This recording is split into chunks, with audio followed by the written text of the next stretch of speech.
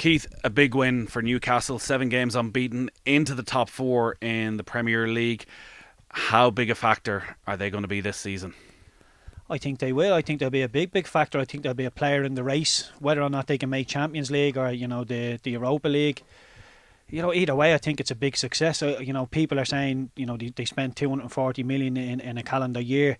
That doesn't bring success. It really is. You have to say down to Eddie Howe, the way he's bringing players on, players he's inherited.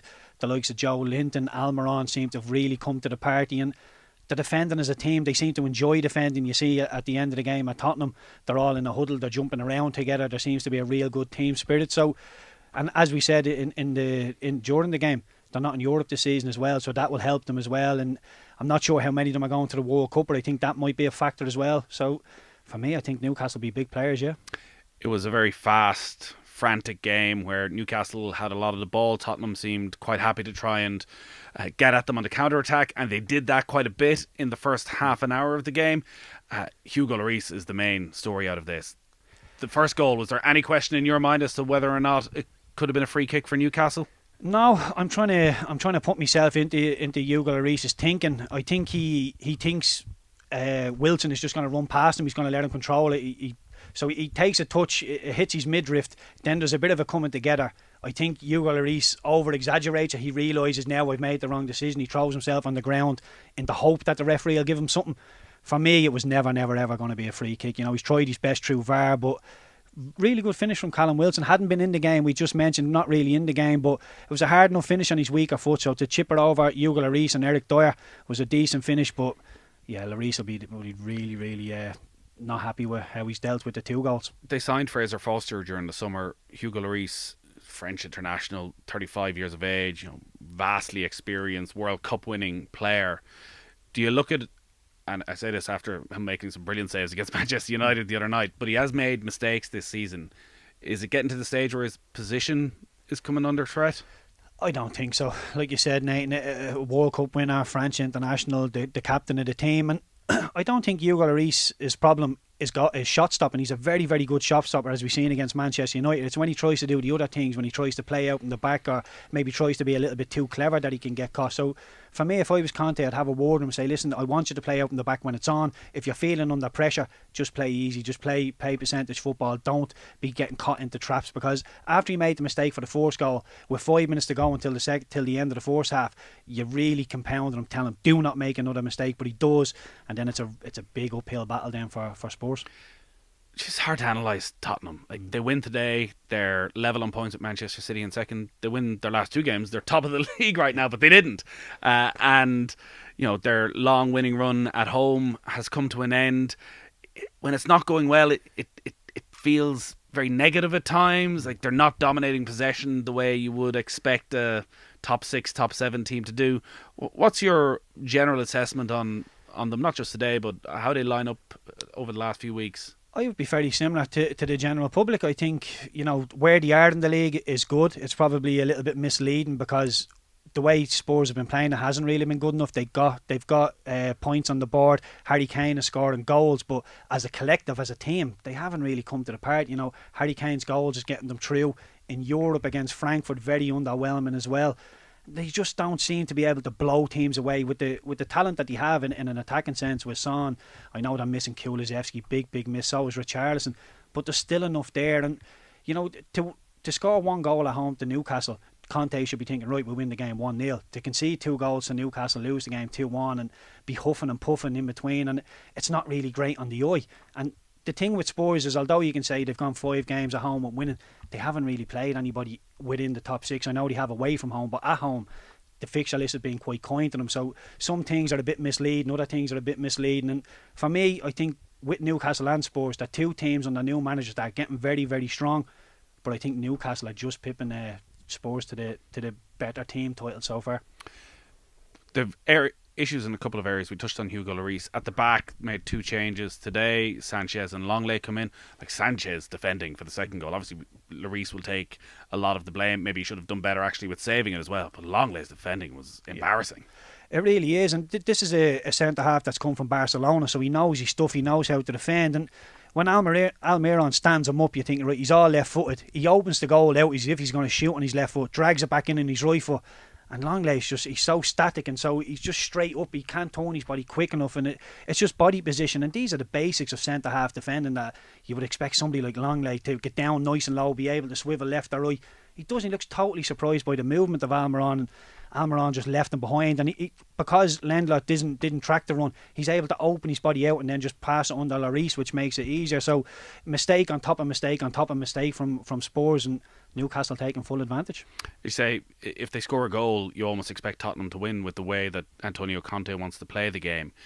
How much scrutiny should he come in for after these last two matches? Because on the one hand, they are third in the table, and it's probably where Tottenham, the height of their ambitions may be for this season, if anybody can challenge Manchester City for the title.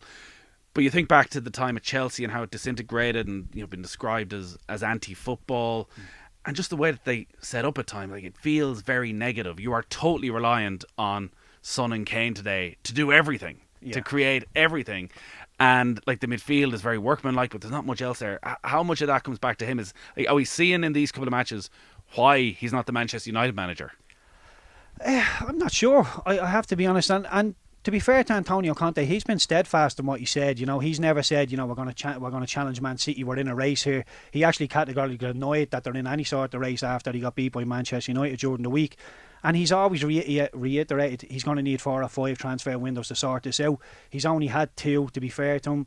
So, for me, he needs an awful lot more time. There's still an awful lot of dead wood in that Spurs squad. I know they've had a great summer bringing people in, but it takes time to gel. And people saying that they could actually go and fight with Manchester City this season, I think the Spurs fans are getting way, way ahead of themselves. Although at times it's not pretty on the eye, they are getting points on the board. But today, again, was very, very underwhelming. So it looks like it's going to be a right scrap for the top 4. Arsenal drop points today, and maybe Arsenal can mount a title challenge against Manchester City. But you've got Tottenham, Newcastle, Chelsea, Liverpool, all fighting it out for a place in the top 4 now. It's impossible to know how it'll develop.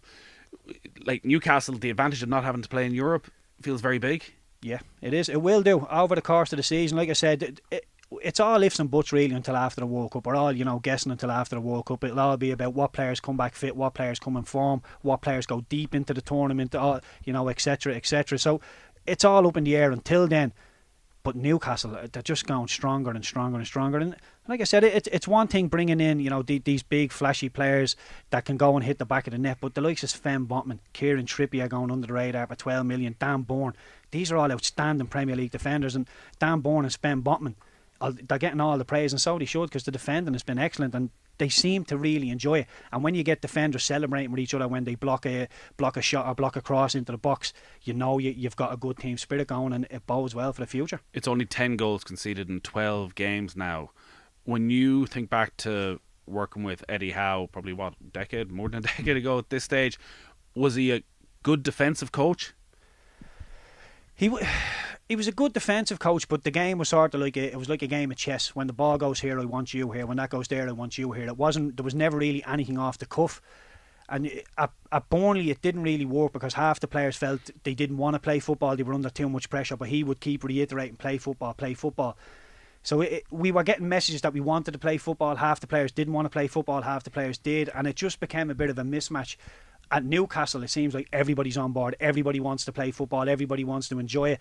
And it's all going well. And St James's will be a hard place to go when Newcastle are playing well.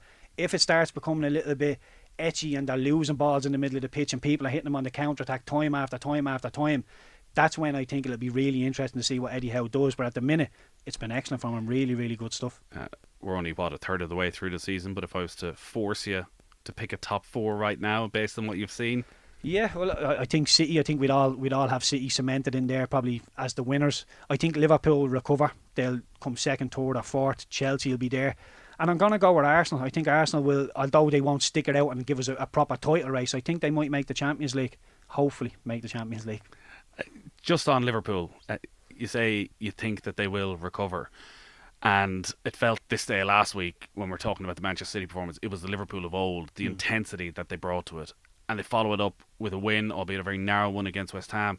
Like, yesterday then against Nottingham Forest is the Liverpool that we've seen for so many games this season. So flat, that intensity completely gone. Like would that not concern you that whatever it was the Klopp has built, the bubble has been burst?